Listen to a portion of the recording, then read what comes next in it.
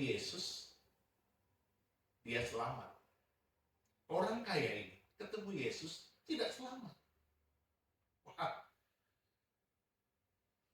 Padahal dia taat. Zakheus taat nggak? Enggak. Dia pemungut cukai. Zakheus pemungut cukai.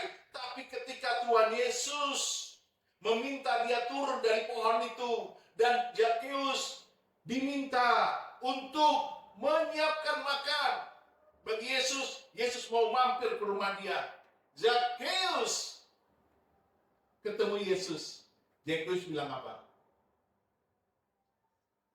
Tuhan, hartaku setengah akan kuberikan kepada orang miskin. Setengah loh.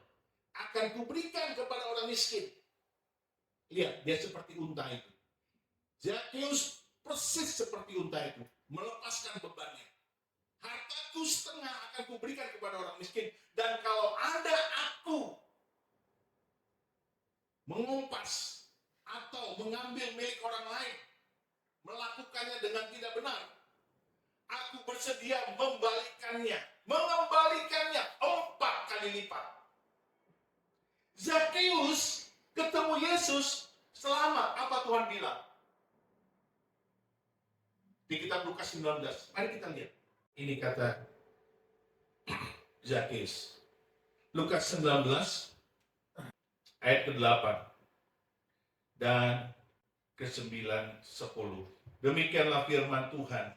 Tetapi Zakheus berdiri dan berkata kepada Tuhan, Tuhan, setengah dari milikku akan kuberikan kepada orang miskin, dan sekiranya ada sesuatu yang kuperas dari seseorang, akan kukembalikan 4 kali lipat. Apa kata Tuhan Yesus? Kata Yesus kepadanya, hari ini telah terjadi keselamatan kepada rumah ini, karena orang ini pun anak Abraham. Sebab Anak Manusia datang untuk mencari dan menyelamatkan yang hilang. Saudara lihat, yang terkemudian menjadi yang terdahulu. Lihat saudara, Zakheus pemungut cukai terkemudian menjadi terdahulu. Sementara si orang kaya yang begitu taat melakukan Taurat, dia yang terdahulu menjadi yang terkemudian. Waduh. Zakheus seperti unta, rendah hati, menunduk, nurut. Maka dia masuk ke pintu lubang jarum itu. Karena dia berhasil melepaskan beban harta bendanya. Sementara si orang kaya sudah ditawarkan sama Tuhan Yesus, jualah dan ikutlah aku. Percayalah kepadaku. Aku adalah Tuhan dan Juru Selamatmu. Engkau tidak perlu lagi melakukan Taurat. Engkau cukup percaya kepadaku dan lakukan semua perintahku. Dia tidak mau. Saudara, ini akhir zaman. Jangan sampai kita tergoda dengan harta kekayaan. Makanya tidak boleh kaya. Tetapi orang kaya suka masuk kerajaan surga. Yesus yang bilang, bukan saya. Kembali lagi kita ke Markus 10 ini. Ya, ayat yang ke-23. Demikianlah firman Tuhan. Lalu Yesus memandang murid-muridnya di sekelilingnya dan berkata kepada mereka, alangkah sukarnya orang yang beruang masuk ke dalam kerajaan Allah. Alangkah sukarnya. Saudara, karena mereka sudah tidak lagi mau melepaskan beban harta mereka belum berdamai dengan dirinya sendiri atas kepemilikannya. Mereka belum berdamai. Jadi ketika Zakheus ketemu Tuhan Yesus, imannya diuji. Langsung dia terbuka hatinya, terbuka perasaannya, terbuka semua pemikirannya, dan dia berkata, inilah yang aku butuhkan. Aku butuh seorang penyelamat. Aku butuh seorang yang membuat aku tentram, membuat aku tenang, membuat aku damai. Harta bendaku tidak penting, karena itu tidak membuat aku tenang, tidak membuat aku damai, tidak membuat aku tentram. Tetapi aku sudah ketemu Tuhan yang membuat aku tenang, damai, dan tentram. Si orang kaya, dia begitu bangga dengan ketaatannya, dan dia begitu bangga dengan harta bendanya. Ketika ada Yesus yang akan memberikan damai, keselamatan, ketentraman, ketenangan, dia tidak mau terima. Karena dia bangga dengan apa yang sudah dia kerjakan. Saudara perhatikan. Ketika Paulus ketemu Tuhan Yesus, Paulus bilang apa? Semua yang kukerjakan dahulu adalah sampah.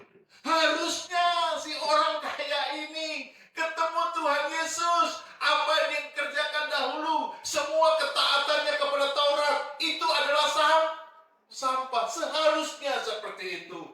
Apa yang dia miliki dengan kekayaannya, itu harusnya dia bilang sampah. Paulus lebih keras lagi ngomong kepada dirinya sendiri. Semua yang kukerjakan dahulu, semua yang kumiliki dahulu, sampah. Aku disunat pada umur 8 hari. Aku dididik secara ketat oleh Gamaliel, seorang rabi Yahudi yang sangat terkenal dan sangat disegani di Israel. Aku orang Benyamin asli, keturunan Yahudi asli. Aku warga negara Roma. Dia sebutkan semua atribut-atributnya. Tetapi ketika dia ketemu Yesus, dia bilang apa? Semuanya itu sampah. Wow, ini keren, saudara.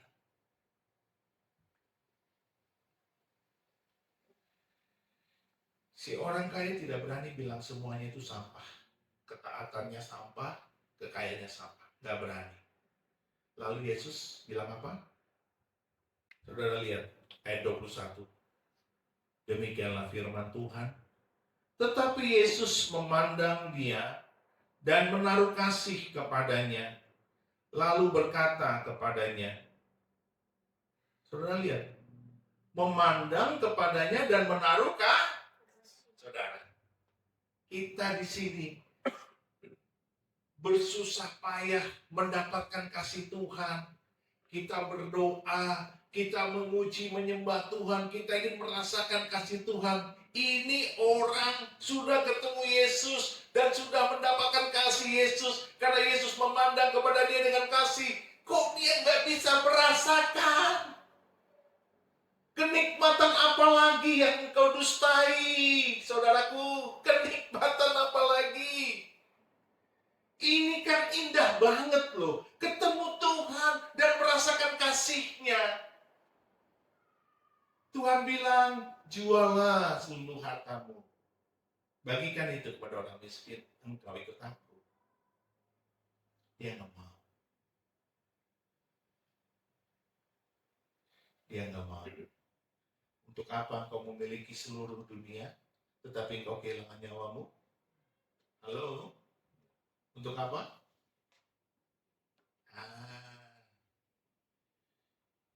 Dunia ini sedang lenyap dengan segala keinginannya. Tetapi orang kaya ini, alangkah sukarnya masuk dalam kerajaan. Alangkah sukarnya. Saya ketika merenungkan ini saya kaget. Ternyata dia taat. Kita aja belum tentu taat. Bayangkan saudara, tidak mudah melakukan Taurat. Tidak mudah. Dia melakukannya selagi mudah. Begitu luar biasanya orang kaya ini. Selagi mudah dia melakukannya. Berarti dia sangat taat. Tapi ketika dia ketemu Tuhan, sebenarnya kerajaan Allah itu dekat dengan dia. Karena dia ketemu Yesus. Dan Yesus memandang dia dengan kasih. Menawarkan sebuah keselamatan yang luar biasa. Dia nggak mau. Ikutlah aku. Maka saya mengerti kenapa orang-orang yang cinta Yesus berani meninggalkan harta bendanya, berani meninggalkan bisnisnya, berani meninggalkan pekerjaannya, berani meninggalkan semua yang dia miliki hanya demi Yesus. Karena dia sudah menikmati kenikmatan kasih Tuhan. Seperti Zakheus.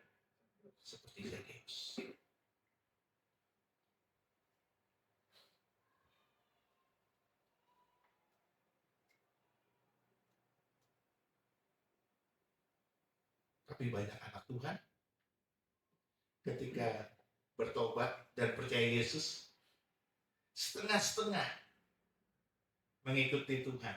Setengah-setengah. Nggak terlalu dalam. Kenapa? Karena ingin menikmati dunia. Dan si orang kaya ini bukan hanya kaya, sangat kaya. Wow. Dia sampai tidak berani seperti unta itu melepaskan bebannya, ya. Karena untuk masuk ke dalam pintu darurat lubang jarum itu, kalau bebannya nggak dilepaskan, dia nggak bisa masuk, saudara, unta itu. Jadi harus bukan dia bawa, ini kan barang-barang dagangan, jadi dia harus turunkan semua, sehingga tinggal unta itu sendiri. Jadi ketika unta itu dituntun oleh pemiliknya masuk, merunduk dulu, dan dia agak sedikit itu, seperti merayap, dia masuk, dia nurut, dia bisa, lalu barang bawahnya baru dibawa masuk. Saudara, ini analogi yang Tuhan lakukan buat kita. Ketika engkau melepaskan bebanmu, Tuhan ganti nggak? Yuk, kita lihat. Walaupun saya tidak terlalu berharap ya, tapi Tuhan bilang dia ganti.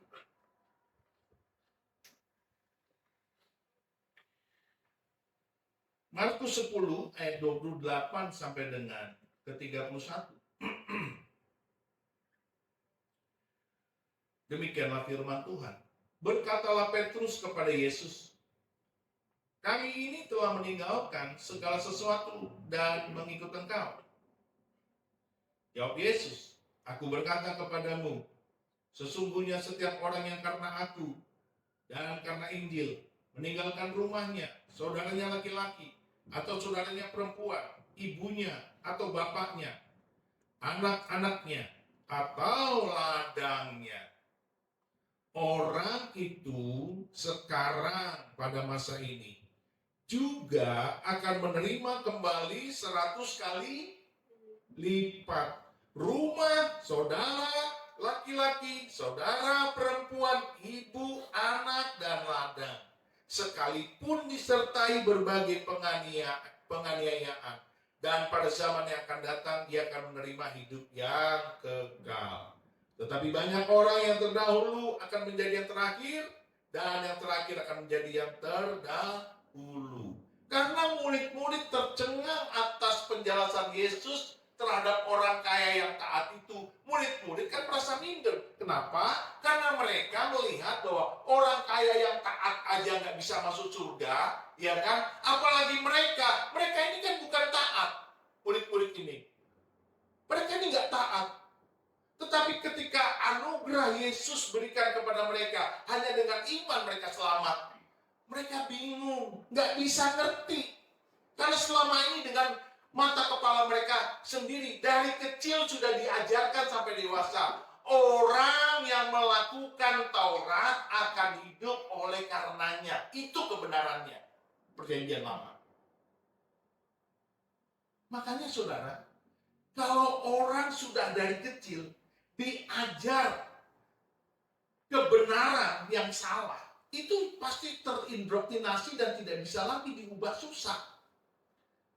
Demikian juga para murid. Mereka tidak taat, tapi begitu melihat orang kaya yang taat tidak bisa masuk surga, mereka heran. Dan Yesus bilang apa?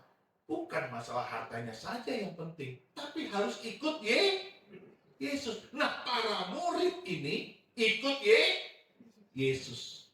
Jadi keselamatan itu bukan karena melepaskan harta bendanya saja, tapi harus ikut Yesus dulu. Amin, saudaraku. Ikut Yesus dulu, baru melepaskan harta bendamu. Para murid sudah meninggalkan keluarganya, sudah meninggalkan bisnis nelayannya, sudah meninggalkan semua kepunyaannya, dan dia hanya ikut Yesus. Lalu mereka bertanya, kalau begitu kami ini bagaimana? Tuhan bilang apa? Orang itu sekarang pada masa ini juga akan menerima kembali 100 kali pada masa ini atau pada masa nanti? Pada masa ini berarti ketika engkau meninggalkan semua kepemilikanmu, engkau berdamai dengan dirimu atas kepemilikanmu, Tuhan ganti nggak saat ini juga? Ya. Itu. Karena unta ketika dia melepaskan beban, tetap beban itu dibawa masuk lewat pintu itu. Tapi setelah unta itu masuk dulu, ngerti maksud saya? Paham saudara? Jadi Tuhan cuma ngetes saja. Tuhan cuma nguji imannya bagaimana nih orang kaya ini. Tapi dia nggak lulus. Maka Tuhan sedih melihat dia. Sebenarnya orang-orang yang melakukan Taurat itu sedikit lagi masuk kerajaan Allah. Karena mudah seharusnya untuk bertobat. Hanya karena dia tidak mau, maka susah dia masuk kerajaan surga. Saudara, ini penting buat kita. Jangan sampai kita menjadi yang terkemudian. Jangan sampai, saudaraku.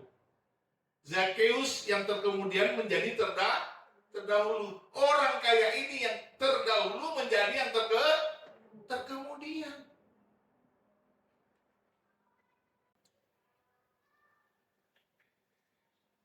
Jadi Zakeus ketemu Tuhan, Yesus, dia selamat. Orang kaya ketemu Tuhan,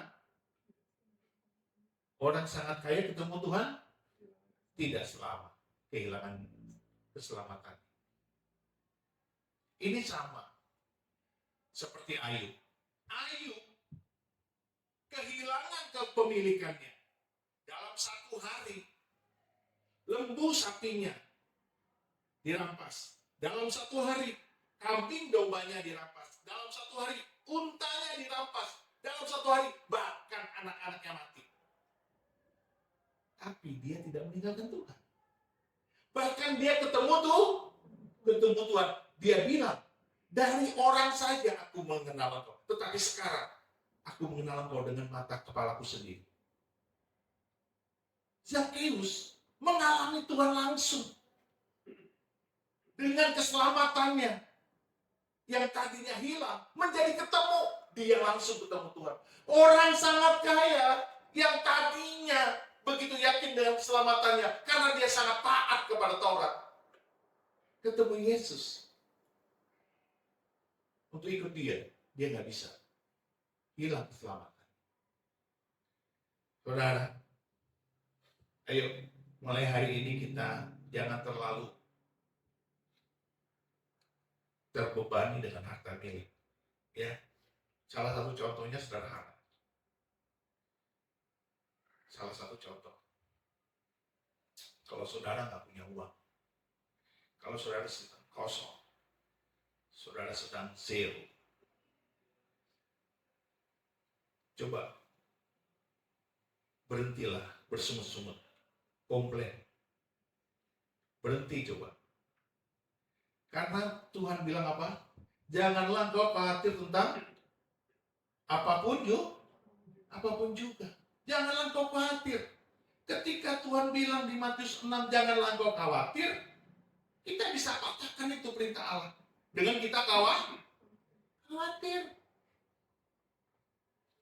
Saya hari ini, saudara, sejak sudah tidak lagi bekerja dan berbisnis, saya betul-betul belajar untuk tidak khawatir. Pertama sulit, ya kan? Sebulan pertama tuh stres juga saya. Tiba-tiba nggak kerja. Tiba-tiba nggak punya ini, nggak punya itu. Tapi saya terus belajar. Nah itu, jadi hamba Tuhan itu diajar terus, saudara. Bukan hanya Jemaat yang diajar, hamba Tuhan itu juga diajar. Jadi jangan saudara salah ya. Saya belajar firman Tuhan, saya juga mengintrospeksi diri saya belajar. Saya berhenti untuk komplain, untuk ngeluh. Saya cuma bawa dalam doa. Dan satu hal yang saya ingat kata Tuhan apa? Seorang prajurit yang baik tidak pernah memusingkan. Nah, pinter. Tidak pernah memusingkan soal kehidupannya. Saya bilang sama Tuhan, kau tahu itu. Ayat itu kan dari engkau. Saya aminkan. Saya diem aja. Saya bilang, Tuhan, saya sudah capek berdoa, minta tolong. Sekarang saya mau mengucap syukur saja. Capek saya. Karena saya tahu kalau saya capek, ngapain saya stres. Itu nanti gangguannya iblis itu. Iblis makin, nah, lu gak dibantu, nah, lu gak, iblis bang gawat. Saya gak tahu. Udah saya nyuci piring, saya ngepel, saya nyapu, saya nyuci baju, saya happy aja. Nggak ada uang. Saya bilang nggak ada uang, paling makan garam tuh jadilah, saya bilang gitu. Nggak ada masalah. Sampai kapan sih? Ya, sementara Tuhan sedang menguji kita, berhentilah kita untuk mengeluh supaya kita jangan mematahkan kehendak Allah, jangan mematahkan perintah Allah. Ketika Tuhan berkata, janganlah kau khawatir. Sudah, jangan kau khawatir. Burung juara dia pelihara, ya kan? Masa kita yang dia tebus nggak dia pelihara, apalagi kita hamba Tuhan.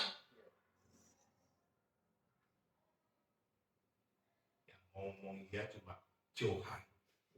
Yang lain pada mikir, Pak Pendeta, mana bisa? Urusanmu lah, aku nggak tahu. Itu urusanmu, mikir sendiri. Ini firman. Aku nggak mau mikir pikiranmu. Aku mikir pikiran firman. Amin, saudara? Mari kita bangkit berdiri. Taruh tangan kananmu di dadamu dan berdoalah supaya kau tidak terikat dengan harta bendamu, supaya kau tidak terikat dengan beban hidupmu, kau tidak terikat. Jadilah penurut seperti unta yang bisa masuk ke pintu darurat lubang jarum. Dia menunduk, dia mau dilepaskan beban-beban barang-barang bawaannya, dan dia siap masuk ke pintu darurat lubang jarum. Dia menerima kenikmatan yang luar biasa bersama Tuhan. Hari ini kita sudah sering mengalami Tuhan. Kita mengalami kenikmatan Tuhan. Taruh tangan kananmu di dadamu.